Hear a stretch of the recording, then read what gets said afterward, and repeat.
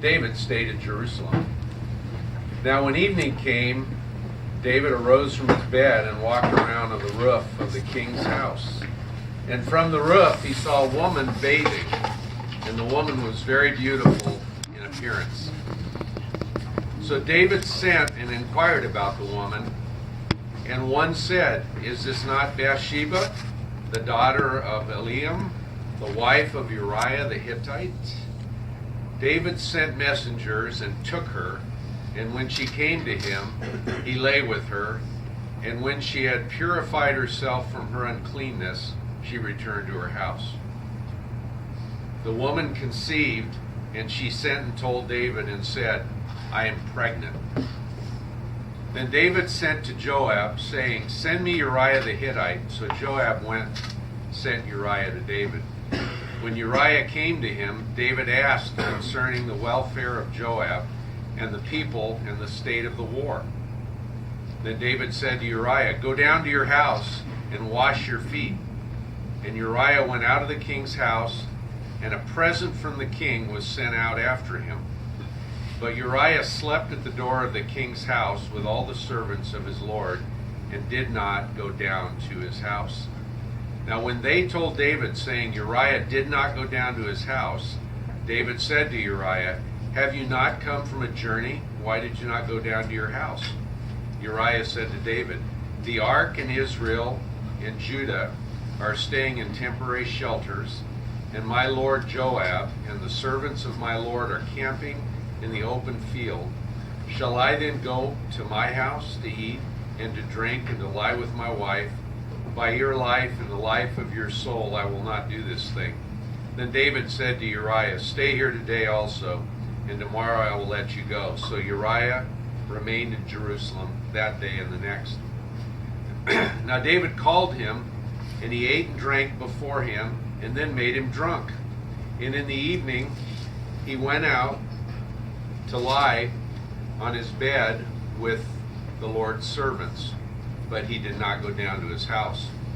Now it came about in the morning that David wrote a letter to Joab and sent it by the hand of Uriah. He had written in the letter, saying, "Place Uriah in the front line of the fiercest battle and withdraw from him, so that he may be struck down and die." So it was as Joab kept watch on the city that he put Uriah at the place where he knew there were valiant men. The men of the city went out and fought against Joab, and some of the people among David's servants fell, and Uriah the Hittite died. So what are we studying tonight?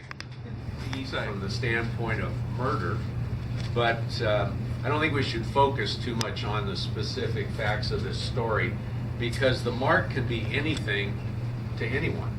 The mark can be cruelty, the mark can be anger, the mark can be obsessiveness, addiction.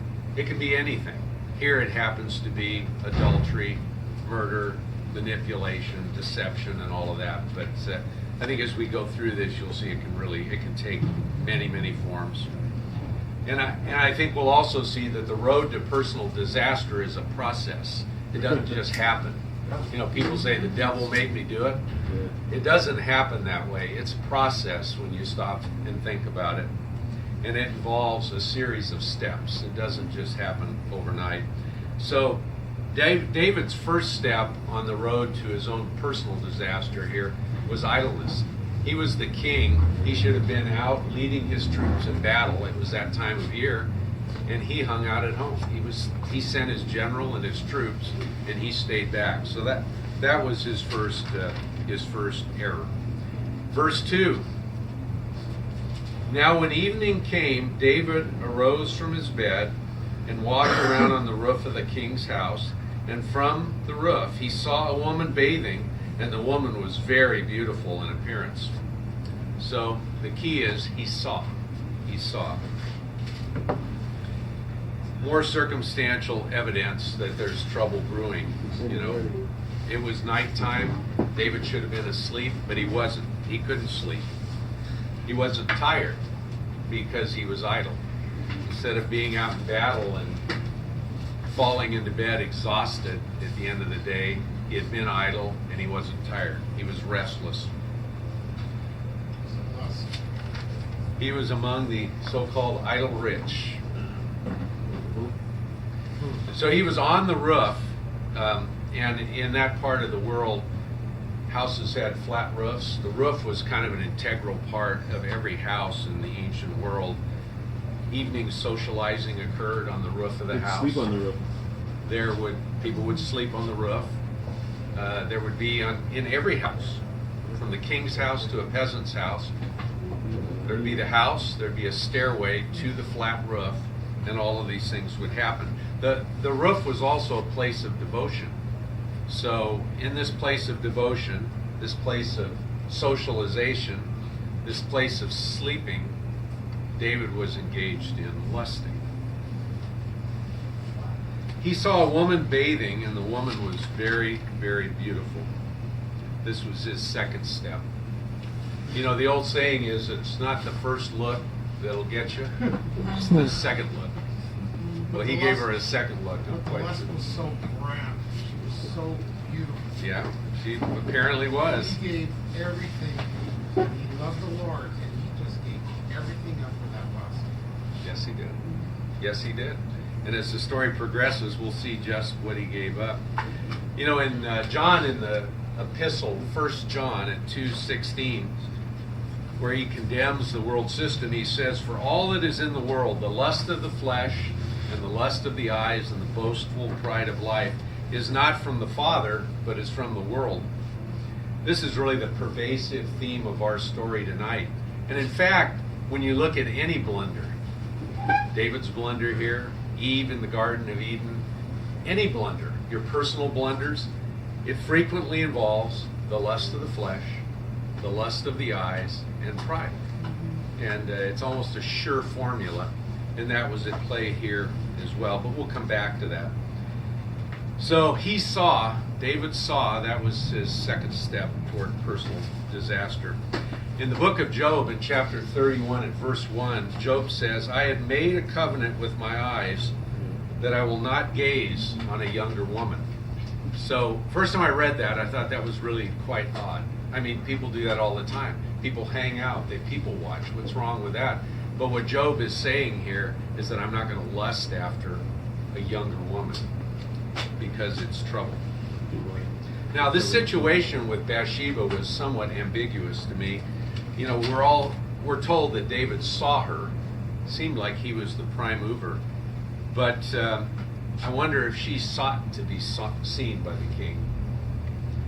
She wasn't doing anything wrong per se. In that culture, people didn't bathe daily.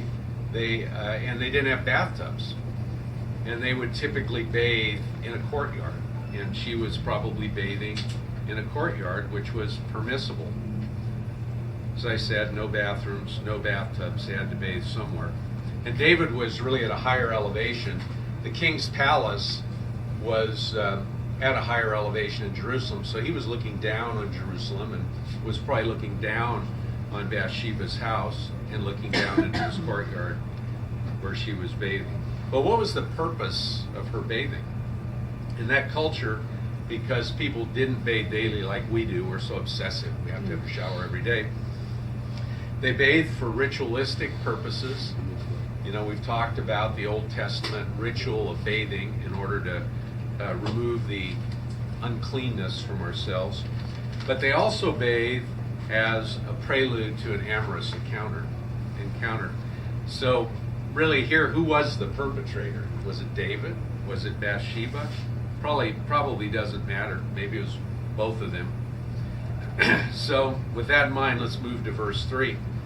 So David sent and inquired about the woman, and one said, "Is this not Bathsheba, the daughter of Eliam, the wife of Uriah the Hittite?"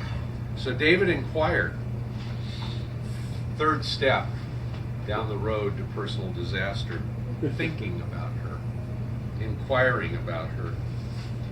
It's the old saying, you sow a thought, you'll reap an action.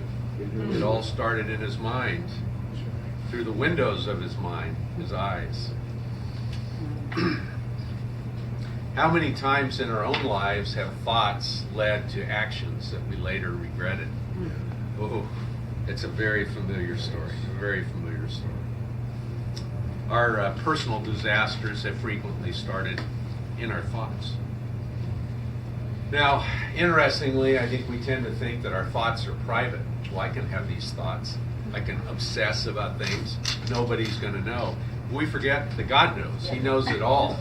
And that's pretty scary, because some of my thoughts are not really too good. So I'm going to remind myself next time I have them, God is watching. So what did David find out when he inquired about Bathsheba? He found out her name, Bathsheba. In Hebrew, it's Bathsheba, which means voluptuous, of course. Of course, voluptuous. She was voluptuous. He found out that she was the daughter of Eliam. Now, Eliam, her father, was a member of one of David's elite corps. He was one of David's 30 mighty men. So he was close to David, and he was a trusted person to David. And interesting, Eliam was the son of Ahithophel, who would have been the grandfather of Bathsheba, and Ahithophel was David's advisor. So this was a real family affair going on here. And of course, he found out that she was married to Uriah the Hittite. Now, Uriah was a soldier in David's army, a loyal soldier, as we saw when I quickly read through the story. So, of course, when David learned the facts, young woman, daughter of one of my 30 mighty men, granddaughter of my advisor, and wife of one of my trusted soldiers, of course he stopped, right? No, he didn't stop. Now, interestingly, I say Bathsheba was young. She was really young, because at this time David was about 40, and she was the granddaughter of his advisor. So in those days, people didn't live to be as long as we live today. So maybe Ahithophel was in his 50s. He was the chief advisor to David, so maybe he was in his 50s. So you back into the numbers, and it's likely that she was in her early teens. So here's David at 40, Bathsheba in her early teens, and he's checking her out. Now, she was related to two men David respected, Eliam and Ahithophel, and three men, and Uriah the Hittite, and she was married to Uriah the Hittite.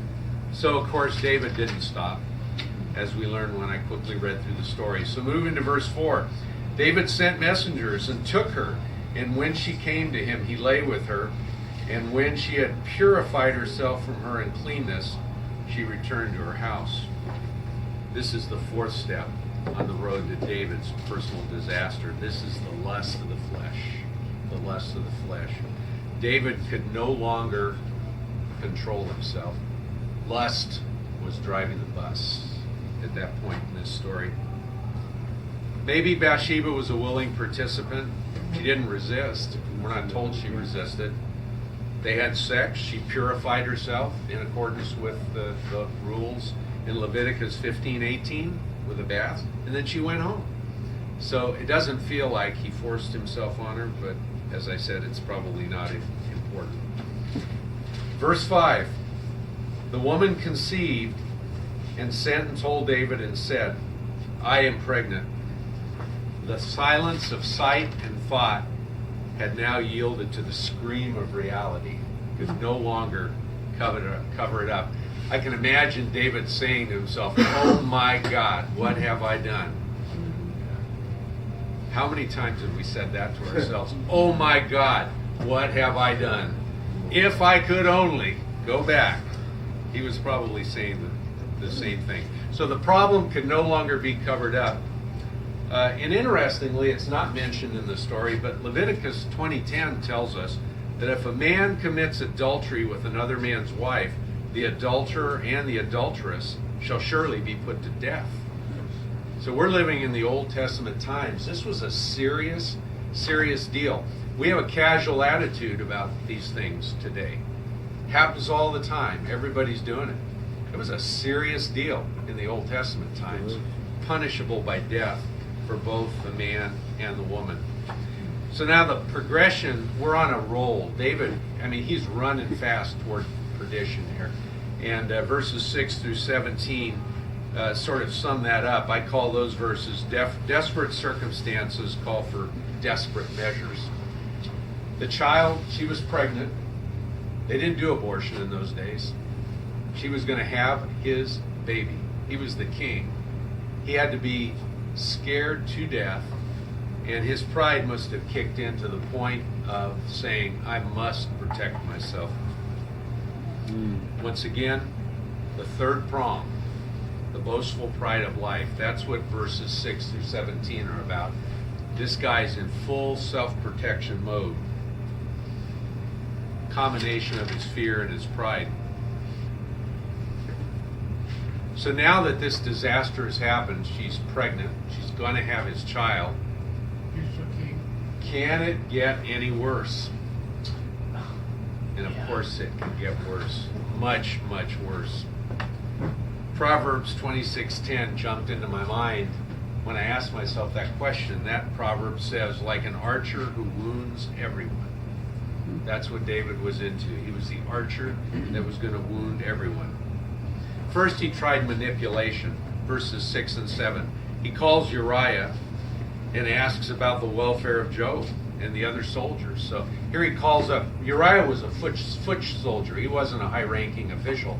So imagine being called by the king to his palace and to being asked about how the general's doing, Joab, and what about the welfare of the men. How special Uriah must have felt. Little did he know what David's real intent was. You know, the next time you get an invitation to the White House, watch out. It reminded me of another proverb, which I think is very, very true. When you sit down to dine with a ruler, conduct carefully what is before you, and put a knife to your throat if you're a man of great appetite. Do not desire his delicacies, for it is deceptive food. So it's a dangerous place to be. It's a dangerous place to be. And it was particularly dangerous for Uriah to be there, as we will see. Verses 8 and 9, after David made Uriah feel very, very special, he encourages him to go home and wash his feet. That's an idiom for basically go home and just take a load off your feet. Go home and relax. Spend some time with your wife. You need a break. And then he seals the advice with a gift. The king, a present from the king was sent after him. So he's invited to the king's palace. The king's consulting with him about the welfare of all the important people out there. The king says, go home and enjoy your home, and sends a gift with him. But Don't tell me he didn't show up. he never showed up at his house. He was too loyal to do that. He slept at the door of the king. He slept at the door of the king. So why didn't he accept the king's gracious proposition? He was too honorable. Verse 11, Uriah said to David, the ark in Israel and Judah are staying in temporary shelters. At that time, the Ark of the Covenant was in a tent. The temple had not yet been built. The temple would be built by David's son Solomon, who was also Bathsheba's son, her second son. He was too honorable. He says, the ark in Israel and Judah are staying in the temporary shelters, and my lord Joab, the general, and the servants of my lord, the soldiers, are camping in the open field. Shall I then go to my house to eat and to drink, and to lie with my wife? By your life and the life of your soul, I will not do this thing. So that didn't work. So he decided on some enhanced manipulation. He used alcohol. He drank and ate before him, and then he got him drunk too. And then he sent him home again, as we're told in verses 12 and 13. David said to Uriah, stay here today also, and tomorrow I'll let you go. Now David called him, and he ate and drank before him, and made him drunk. And in the evening he went out to lie on the bed with his Lord's servants, but he did not go down to his house. So the alcohol didn't work either. He was still too honorable to cooperate. So verses 14 to 17 to me are, you can lead a horse to water, but you can't make him drink. Obviously, the manipulation and the enhanced manipulation did not work. But he, being David, was so focused on covering up what he did that he was going to stop short of nothing to protect himself. Let's kill him. That's right. That's right. He was afraid to be found out. He obviously induced Uriah to go home and spend time with his wife, thinking that there at least would be an event to which someone could point to that resulted in the conception of this child. You know, if Uriah had been out in battle during the months in which she became pregnant, there'd be no way to cover it up. Do we know how long he was out in battle before coming home? I don't. So that's what he tried. He tried to take care of it the honorable way through deception. But when that didn't work, he shifted into high gear. He was Mr. Fix-It. He was going to fix it. This is a typically male trait, by the way. Men never say die. Men never say die. They say fix it. And that's what David did. So let's see how this man after God's own heart fixed it. Verse 14. Now it came about in the morning that David wrote a letter to Joab and sent it by the hand of Uriah. So he writes a letter to his general.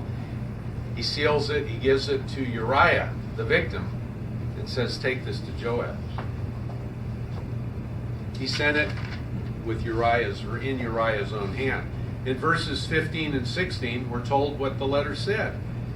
He had written in the letter saying, place Uriah in the front line of the fiercest battle and withdraw from him so that he may be struck down and die. So it was, as Joab kept watch on the city, that he put Uriah at the place where he knew there were valiant men.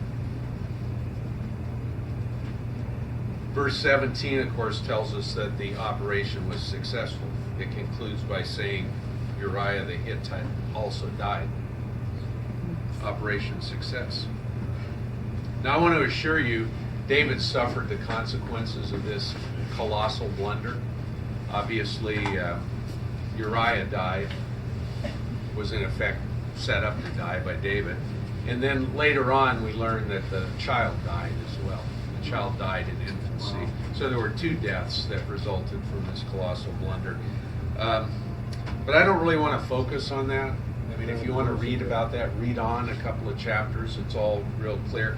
I want to sum up through focus on this road to personal disaster, because that's the thing about this story that really, really got my attention. I want to focus on the why and the how, because I think it's very instructional about how we fall into things that we shouldn't fall into.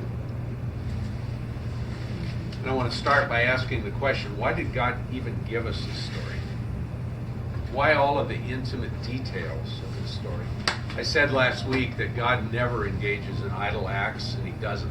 Everything in the Bible is there for a reason. Last week we did the crazy fish story, and that actually was a very profound story. Nothing in the Bible is an idle act. So why all the intimate details? I think we're told in the book of Psalms, Psalm 78, he remembers that they were but flesh. That's why he gives us this story, because we are but flesh.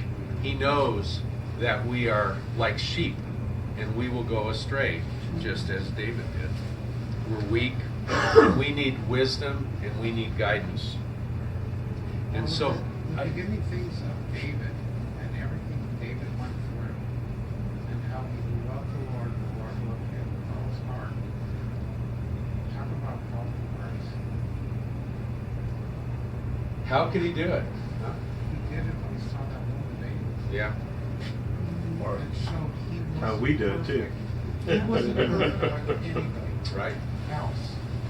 Shows how easily at any moment we can fall into grace. My point exactly. My point exactly. It's the thing I love about David. David was a total screw-up. When you read through his life, I mean, he had every trouble known to man. I mean, read on the book of 2 Samuel. His children, they were a disaster. Half of them died. One of them raped somebody else. I mean, his kids were a mess. One of them actually became sexually involved with one of David's own concubines and did it in broad daylight for all Jerusalem to see. I mean, David was messed up. And yet, he was a man after God's own heart. God loved David, just like God loves us. So we can take courage and have hope by really focusing on the life of David. Because, Yeah, but- as I said, we're all David. We're all David. What was he scared of? I mean, obviously he did those acts. He wasn't caring really what God thought, because he knows God knows what he's doing. So at that time, was he subject to the laws of the Pharisees, to the rabbis, that he was going to be taught? Because he's a king. He was the king, but as far as I can tell, he wasn't exempt from the laws of the Old Testament. Okay. And I think, to me, what I identified with is I'm the king, I'm the Power. number one dude in the country, and look what I have done. I think it was his pride. I think it was the fear of appearing weak, the fear of not being perfect. Whew, that sounds familiar. I think we all have that, but I think that's what drove him to these extreme acts that when you look in the rearview mirror at what he did, it's almost unbelievable. You know, he goes through this deal with Bathsheba, then he tries to manipulate her husband, who happens to be one of his trusted subjects, manipulate him into being in circumstances that would allow him to be the child to be attributed to him. And when that didn't work, he tries alcohol. When that doesn't work, he has a guy killed. Wow, what a progression. What a progression. His human nature. And it shows that you know how much sorrow and suffering after David did that, tried to kill her husband, take that away, did everything and sent her into the grave possible. Of course, there are actually a couple of psalms written by David that are believed to be written in the wake of this event. And he was sorrowful. He was suffering terribly. So, how do we use this roadmap? God wants us to use this roadmap to try to avoid making these kinds of blunders. So I want to go back through the roadmap one more time. But I want to start again by reminding me, of 1 John 2:15 and 16, which says, "Do not love the world, nor the things of the world. If anyone loves the world, the love of the Father is not in him. For all that is in the world, the lust of the flesh, and the lust of the eyes, and the boastful pride of life, is not from the Father, but is from the world." The lust of the flesh, David sent and inquired about the woman. The lust of the eyes, David saw the woman and she was beautiful. The lust of the flesh, not only did he inquire about her, but he obviously savored her and thought about her. The boastful pride of life, go down to your house and wash your feet. When that didn't work, let's make him drunk and see if I can get him to go down to his house and wash his feet. When that didn't work, I'm going to have him killed. I'm going to rid myself of this. I'm going to fix this. See the progression. This same formula applies to all of our personal disasters if you stop and think about it. David could have stopped probably fairly easily at the beginning when he saw her. Like I said, that first look won't get you into trouble. It's the second look that gets you into trouble. He could have cut it off then. He could have stopped. He probably could have also stopped after he inquired. But by that time, his mind was working. He was obsessing over her. It probably was more difficult. Probably still could have stopped. But then, after that, it became impossible for him to stop. He actually lost control of his own actions. So let's think about our own lives and think about the instances when we haven't followed the roadmap properly and we've driven off the highway. The progression is often much the same as the progression that we read about with David. This isn't limited to sexual obsession. This is limited to anything. It's unlimited. These blunders, to, I want to say it again, always look so different in retrospect. When you look in the rearview mirror and you see what happened, you go, how did I ever get myself into this mess? If I had only read the warning signs. Boy, I've said that a lot of times. Amen. Now, I want to say that I think this is a particular problem for people in any kind of leadership. David was the king. You'd think as the king, he would know better. But, you know, you don't have to go very far to read accounts of people in leadership throughout the world that are caught up in these scandals. They're caught up in these scandals. You know, you can use leadership for good, and you can use leadership for evil. You know, the king was probably a pretty persuasive guy. Maybe even if Bathsheba did resist at the beginning, I mean, after all, he was the king of Israel. And I think as leaders, no matter what your leadership position is, Satan wants to take you down. Satan wanted to take David down. So, to the extent, and we're all in leadership of some form. If you have one other person that looks up to you, you're in leadership, Satan wants to take you down. Be careful. So, I want to flip over quickly to the New Testament, the Epistle of James, verse 1, or chapter 1, verses 14 and 15, because this paints sort of a spiritual picture of what was going on in this. 1 John sort of talks about the practical picture, lust of the flesh, lust of the eyes, the boastful pride of life, the things, the physical things in our lives that cause us to drive off the highway. James looks at it from a little different perspective, more of a spiritual perspective. I want to just read those two verses because I think they're really instructional and they're really applicable here. So verse 14, but each one is tempted when he is carried away and enticed by his own lust. Then when lust has conceived, it gives birth to sin. And when sin is accomplished, it brings forth death. So James is looking at it from more of a spiritual perspective, but the same progression occurs. Lust is conceived. When lust is conceived, it gives birth to sin. Remember, sin, missing the mark, hurts God, yourself, or another person. When sin is accomplished, it's accomplished with Bathsheba in our story, it brings forth death. And it did. Uriah's death, and then the child's death after that. This was completely true for David's blunder, and it's true for all of our blunders as well. Wait a second. So, why do you keep bringing up the child? So, like, you know how we talk about, like, someone in our family, if you have faith, someone in our family or someone around us can benefit from that faith even though they don't have faith. So the same things for bad acts of, like, you know, the child is an innocent child. Why did the child die? Yeah, I mean, you keep bringing it up as if that was the tragic. Why was the child the victim and all? So it was innocent. That's probably a subject of 10 Bible studies. That's a hard one. Why do good people suffer? Why do innocent children die? Sorry, yeah, fine. Good point. Well, no, I mean, it was brought up as if that was the part of the.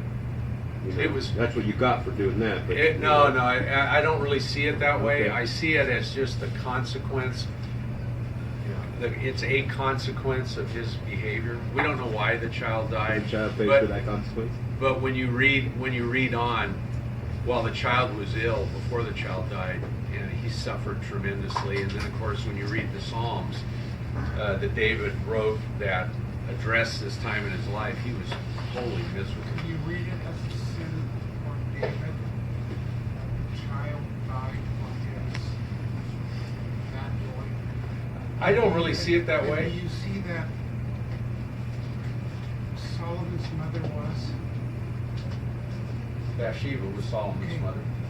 So she never did anything wrong in her life. Everything's set throughout the Bible. You see what God did? God made a lesson. A lesson for David to lose that I one think it child goes back for that he me. sinned. I think it goes back to my favorite verse in Genesis, that what we mean for evil, God means for good. And so I think that, you know, even though David went through all of these things, had David not gone through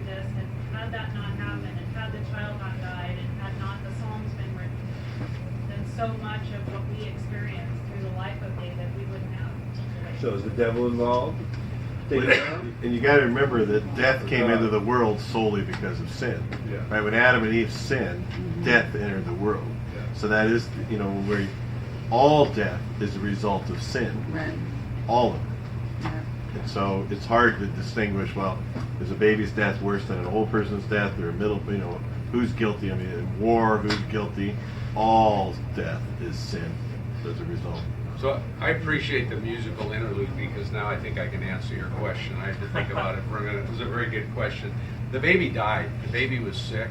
I don't think it had anything to do with what David and Bathsheba did, but he thought it did. Okay. That's what I think.